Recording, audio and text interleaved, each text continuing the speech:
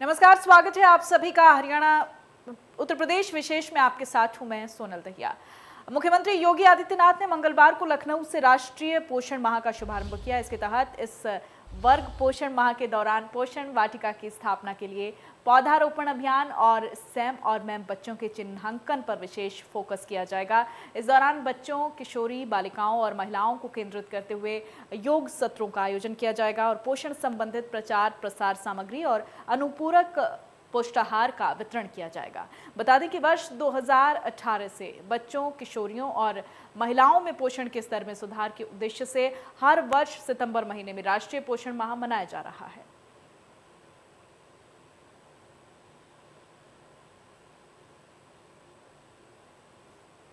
इसी के तहत ये तस्वीरें सामने हैं। मंत्री स्वाति सिंह भी दिखाई दे रही हैं। की तरफ से होनी चाहिए, भरपूर होनी चाहिए, क्योंकि इन बच्चों को ये सम्मान मिल रहा है। वहीं महिला कल्याण बाल पुष्टाहार मंत्री स्वाति सिंह से हमारे संवाददाता रजनीश पांडे ने ओवैसी दौरे को लेकर किसान महापंचायत पर खास बातचीत की। बातचीत के दौरान स्वाति सिंह ने ओवैसी पर हमला करते हुए कहा कि जिस प्रदेश की कमान सीएम योगी आदित्यनाथ के हाथ में हो, वहां ओवैसी का कुछ असर नहीं होना। इसके साथ ही किसान पंचायत पर भी वो हमलावर रही। बाल पुष्टाहार मंत्रालय का कार्यक्रम था जिसमें राज्यपाल महोदया खुद शिरकत की, साथ ही सीएम योगी आदित्यनाथ भी थे। राज्यपाल महोदया ने विभाग की जहां बढ़ चढ़ के प्रशंसा की, उन्होंने कुछ मुद्दों पे नसीहत भी दी। इसी पे बातचीत करने के लिए हमारे साथ विभागीय मंत्री स्वाति सिंह जी है। आपके विभाग को बड़ा सराहा राज्यपाल ने, लेकिन कुछ जगह उन्होंने खिंचाई भी की, तो ये होना चाहिए। देखिए, मैं ये तो नहीं कहूँगी कि उन्होंने खिंचाई किया, एक मार्गदर्शक के रूप में, और क्योंकि वो गुजरात में इस विभाग की मंत्री रह भी चुकी हैं, तो ज़रूर मैं इस बात को बार बार कहती हूँ कि उनके मार्गदर्शन में और माननीय मुख्यमंत्री जी के मार्गदर्शन में हम लोग बहुत सारी चीज़ों को सीखते हैं, और वो जैसे भी जो भी चीज़ें बताते हैं उनको हम अपने विभाग में इम्प्लीमेंट भी करते हैं। और आज शायद उसी का नतीजा है कि विभाग की प्रशंसा खुले मन से की जा रही है।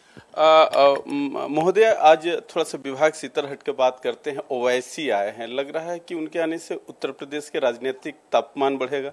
मुझे लगता है जिस प्रांगण में खड़े हैं, अभी हम लोगों ने, मैंने अभी एक विभागीय कार्यक्रम मेरा संपन्न हुआ है, तो अभी आप जो तारीफ कर रहे थे, उत्तर प्रदेश माननीय योगी जी के हाथों में है, और जब नेतृत्व करने वाला एक पॉजिटिव सोच का व्यक्ति हो तो कोई डरता नहीं है, किसी से डरने की जरूरत नहीं। किसान पंचायत हो रहा है और विपक्ष आरोप लगा रहे हैं कि किसान पंचायत से सरकार दबाव में है। किसान पंचायत से कोई सरकार दबाव में, बिल्कुल भी हम दबाव में नहीं है। हम किसानों के हित में शुरू से काम करते आए हैं। और मैं आपको बता दूं, याद करिए 2017 में जब माननीय योगी जी की सरकार बनी थी, सबसे पहला कैबिनेट में कोई निर्णय हुआ था तो वो किसानों के लिए हुआ था, उनके ऋण की माफी का हुआ। हमारे साथ मंत्री स्वाति सिंह जी थी। उन्होंने कहा कि ओवैसी का कहीं असर उत्तर प्रदेश के राजनीति पर नहीं पड़ेगा। साथ ही जो किसान आंदोलन हो रहा है वो प्रायोजित है और उनका कोई उत्तर प्रदेश के राजनीति पर उसका भी असर नहीं पड़ेगा। सहयोगी संदीप के साथ रजनीश पांडे, इंडिया न्यूज, लखनऊ। वहीं बसपा के ब्राह्मण सम्मेलनों का समापन लखनऊ में हुआ है, जिसे बीएसपी सुप्रीमो मायावती ने संबोधित किया। मायावती ने इस दौरान विपक्ष पर जमकर हमला बोला। सपा और बीजेपी सरकार में ब्राह्मण समाज पर अत्याचार हुआ। बीएसपी के कार्यकाल को याद किया जा रहा है। हम ब्राह्मण समाज को युद्ध स्तर से में जोड़ेंगे, गांव में जाकर ज्यादा से ज्यादा लोगों को जोड़ेंगे। ब्राह्मण समाज को निराश नहीं होने देंगे। अब ब्राह्मण कभी भी गुमराह नहीं होंगे, ये कहना है मायावती का। अब तो जब आगे सरकार बनेगी, केवल उनके रख रखाव का ध्यान रखा जाएगा। कहने का तात्पर्य यह है कि अब आगे 5वीं बार जब बीएसपी के नेतृत्व में सरकार बनेगी तो मेरी पूरी ताकत अब ये स्मारक, संग्रहालय, मूर्ति या पार्क आदि बनाने पर नहीं लगेगी, बल्कि मेरी पूरी ताकत उत्तर प्रदेश की जो तस्वीर है उसको बदलने में लगेगी। तो पूरा देश ये कहे, पूरा दुनिया ये कहे कि शासन हो तो बीएसपी की सभी धर्मों के लोगों को ये भी विश्वास दिलाना चाहती हूँ, यदि कुछ धर्म के लोग ये चाहते हैं कि उनके भी संतों गुरुओं को आदर सम्मान मिले, तो उनको भी मैं विश्वास दिलाना चाहती हूँ। दलित, पिछड़े वर्ग और आदिवासी समाज में जो संत गुरु महापुरुष हुए हैं उनको तो मैंने आदर सम्मान देकर अपना काम पूरा कर दिया है। लेकिन इसके अलावा अन्य वर्गों में से जो लोग ये चाहते हैं कि हमारे संतों गुरु और महापुरुषों का भी आदर सम्मान किया जाए, तो उनकी धार्मिक भावनाओं का खास तौर से हम लोग सम्मान करते हुए उनको भी पूरा आदर सम्मान दिया। और वहीं मुसलमानों की बड़ी संस्थाओं में शुमार all India Muslim personal law board ने खर्चीली शादियों में दहेज के खिलाफ अपनी मुहिम के तहत एक अहम कॉन्फ्रेंस की है, जिसमें देश भर से बोर्ड के सदस्य और कई बड़े उलेमा शामिल हुए।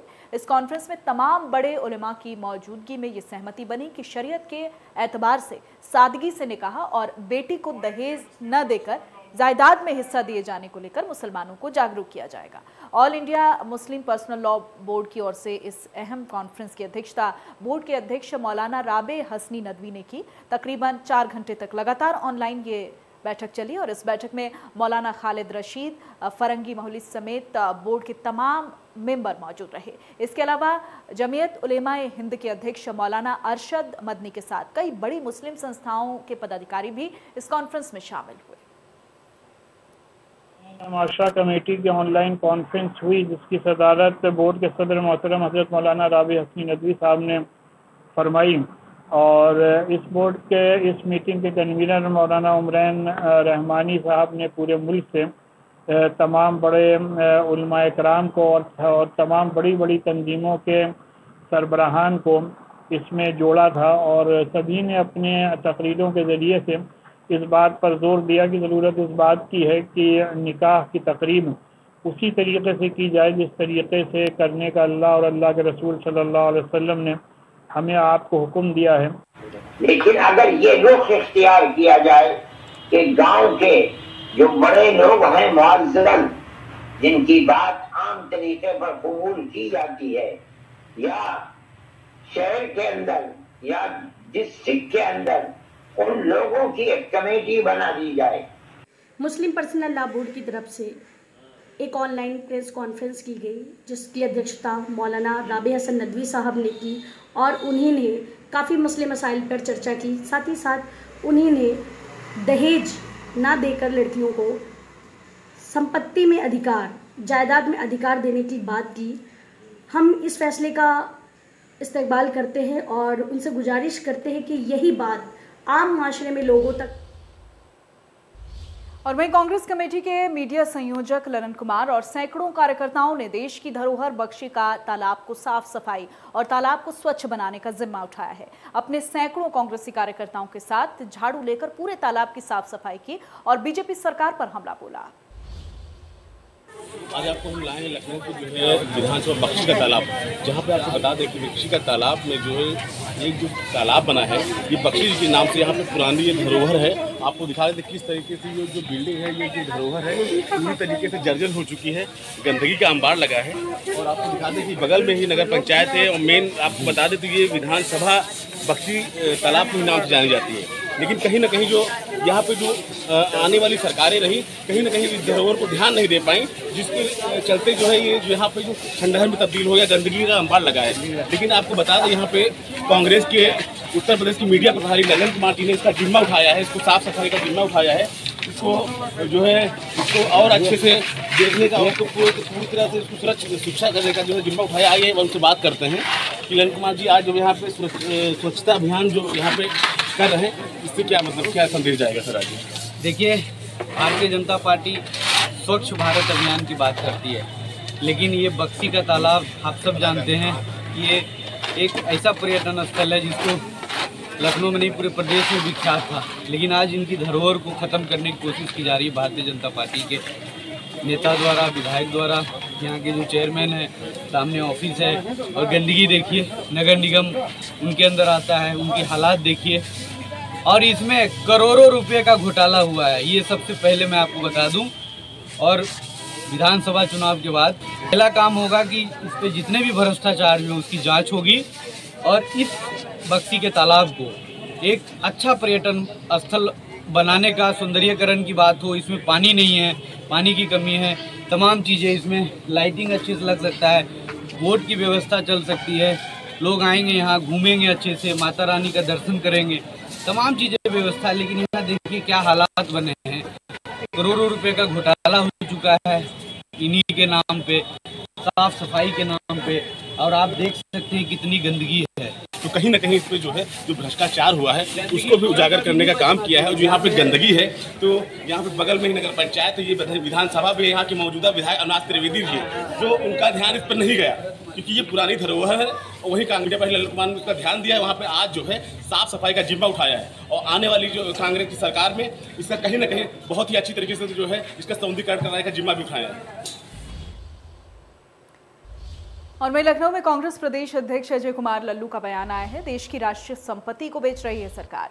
पूर्व केंद्रीय मंत्री अजय माकन का बयान, यूपी के 6 एयरपोर्ट्स प्राइवेटाइजेशन की ओर हैं और इन एयरपोर्ट्स की कीमत 500 करोड़ लगाई गई है। 8 राष्ट्रीय राजमार्ग का निजीकरण होगा। हम निजीकरण का पुरजोर विरोध करते हैं।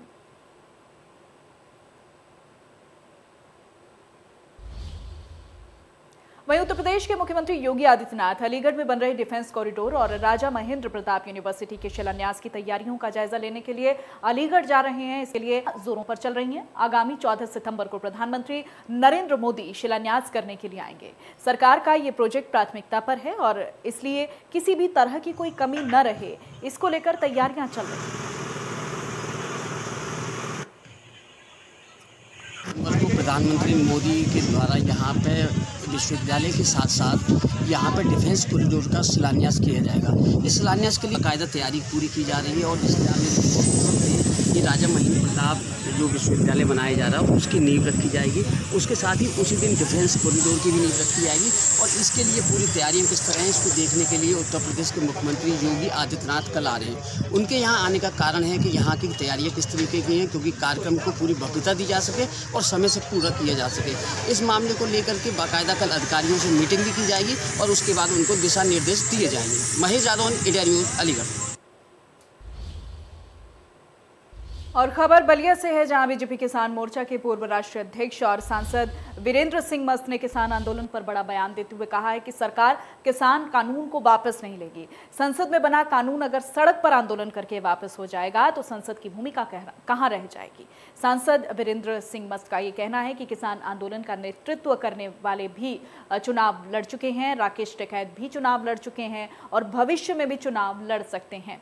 किसान आंदोलन के पीछे खड़े सपा, बसपा, कांग्रेस और रालोद के लोगों को सामने आकर अपने बैनर तले किसान आंदोलन को चलाना चाहिए।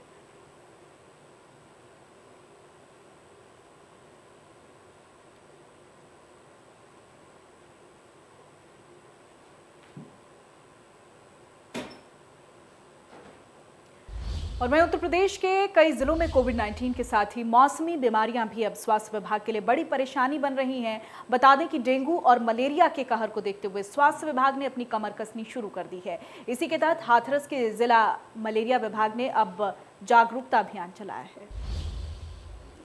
प्रदेश भर में बढ़ते डेंगू के मरीजों को लेकर कहीं ना कहीं तैयारियां पूरी की जा रही हैं। प्रशासन की तरफ से कह सकते हैं सामूहिक व्यवस्थाएं की गई हैं। मैं दिखा सकता हूं हाथरस में, हालांकि अभी तक कोई ऐसा मामला सामने नहीं आया है। कह सकते हैं एक भी डेंगू का मरीज अभी तक नहीं आया है, लेकिन डेंगू वार्ड पूरी तरह से तैयार कर दिया गया है। कह सकते हैं कि हॉस्पिटल पूरी तरह से तैयार है। किसी भी ऐसी घटना के होने से पहले ही उसने अपनी पूरी व्यवस्था कर ली है। देख सकते हैं आप डेंगू के लिए जो वार्ड्स है वो पूरा एकदम तैयार है, पूरा कंप्लीट मशीनें तैयार हैं। हमारे साथ में डॉक्टर भी हैं, इनसे जानते हैं कि क्या इनकी तैयारियां हैं और कितनी तैयारियां इनके द्वारा की गई हैं। जी सर, डेंगू वार्ड बनाया गया है। जी, एक शासन के निर्देशानुसार हमारा वार्ड पूरी तरह तैयार है और चूँकि अभी डेंगू के पेशेंट कन्फर्मेटरी नहीं आ रहे हैं, अभी वायरल फीवर और टाइफाइड फीवर ये पेशेंट आ रहे हैं, तो उन्हें हम वार्ड में ट्रीट कर रहे हैं। ऐसा कुछ होता है तो हमारा वार्ड पूरी तरह तैयार है। पूरी तैयारियां कर चुके हैं। जी जी। अभी ऐसा कोई मामला आया नहीं है ना? नहीं, अभी कोई पॉजिटिव पेशेंट हमारे हॉस्पिटल में नहीं आया है डेंगू का। यानी सीधा सा कह सकते हैं अभी तक ऐसा कोई मामला सामने नहीं आया, फिर भी प्रशासन पूरी तरह से तैयार है। PN Sharma, India news, Hathras.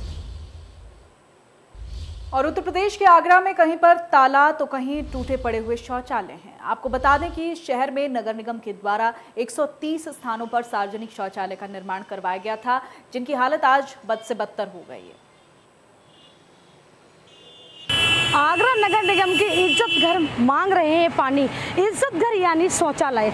आज के 4 साल पहले आगरा नगर निगम ने 130 स्थलों पे शौचालय का निर्माण कराया था, जिनमें से 30 पिंक टॉयलेट भी महिलाओं के लिए बनवाए गए थे। यानी कि 4 साल पहले 65 लाख लागत लगाकर नगर निगम ने इन शौचालयों का ढांचा तैयार किया था, शौचालय बनवाए थे महिलाओं की, पुरुष की सुविधाओं के लिए। लेकिन साहब ने शौचालय तो बनवा दिए और शौचालय बनवा के साहब ने इनका देख रेख का जिम्मा किसी जिम्मेदार एजेंसी को दे दिया है। एजेंसी के हाथ में आते ही ये जिम्मेदार एजेंसी ने इन शौचालयों का ये हाल कर रखा है। हम बताना चाहेंगे कि ये चौराहा वो चौराहा है, हरी पर्वत चौराहा, जो आगरा का सबसे बेस्ट चौराहा माना जाता है। यहाँ पर शौचालय का सही होना, सुचारू रूप से चालू होना बेहद ज़रूरी है, क्योंकि अगर बात पुरुष की जाए तो कोई दिक्कत नहीं है, कॉम्प्रोमाइज़ हो सकता है, लेकिन महिलाओं की सुविधाओं के लिए, महिला के लिए ये शौचालय बहुत ज़रूरी है। सवाल ये भी उठता है कि योगी सरकार ने महिलाओं की सुविधाओं के लिए काफ़ी काम किया है, क्योंकि ये मानने पे, विवश करने पे मजबूर कर रहा है आगरा नगर निगम कि योगी सरकार के आदेशों का धज्जियां उड़ा रहा है। आगरा से रिंकी उपाध्याय, इंडिया न्यूज़। और गोरखपुर में बाढ़ का कहर बरप रहा है। यहाँ 15 दिन से 7 तहसीलों के 354 गांव बाढ़ में डूबे हुए हैं। 2.5 लाख की आबादी पलायन करने को मजबूर है। सबसे ज्यादा तबाही सदर तहसील में है। 76 मोहल्ले बाढ़ से घिरे हुए हैं। करीब 50,000 हेक्टेयर फसल बर्बाद हो गई है। झंगहा और चौरी चौरा में 2 रिंग बांध और 2 तटबंध टूट चुके हैं। इससे Gorakhpur Sonauli highway, Gorakhpur Varanasi highway, Gorakhpur Khajni highway बंद है। हाईवे पर पानी भरा हुआ है, वाहनों को दूसरे रास्तों से भेजा जा रहा है। वहीं 35 गांवों की बिजली भी काट दी गई है।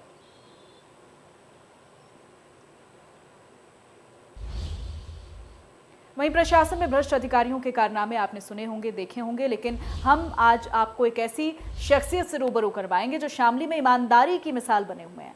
डिप्टी कलेक्टर देवेंद्र सिंह की दरियादिली शामली वासियों की जुबान पर है। कोमल के माता पिता बीमारी के कारण चल बसे थे, जिसके बाद से कोमल की परवरिश मुंह बोला चाचा रमेश कर रहा था। हालांकि चाचा रमेश का भी खुद का परिवार है और उनके 3 बेटे और बेटी हैं, लेकिन कोमल को भी वो अपनी बेटी की तरह रखते हैं। अब रमेश के सामने उनकी पढ़ाई लिखाई को लेकर संकट खड़ा हो गया। रमेश मजदूरी कश आदमी है और कोमल की पढ़ाई के लिए उसके पास पैसे नहीं है।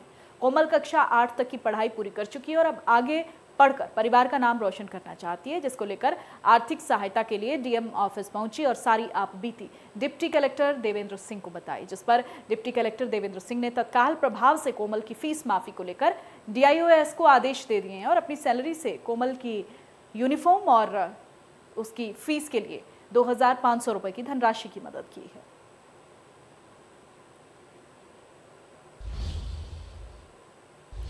ऐसा अक्सर देखा जाता है, जिस सरकार में किसी योजना की शुरुआत होती है, दूसरी सरकार आते ही या तो उसका नाम बदल दिया जाता है या फिर वो बिना किसी देखरेख के चलते बंद हो जाती है। ऐसा ही एक उदाहरण है आगरा का लगभग 133 करोड़ से बना बाईसाइकिल हाईवे, जिसको समाजवादी सरकार ने पर्यटन प्रोत्साहन और रोमांच के लिए 2016-17 में बनाकर शुभारंभ किया था। यह हाईवे 207 किलोमीटर लंबा है, जो आगरा से इटावा तक बना हुआ है, जिसके रास्ते पर 92 गाँव पड़ते हैं। सपा सरकार को उम्मीद थी कि इससे साइकिल प्रेमियों का उत्साहवर्धन होगा, पर अफसोस सरकार बदली और उसके बाद किसी ने इस साइकिल ट्रैक की तरफ देखा भी नहीं।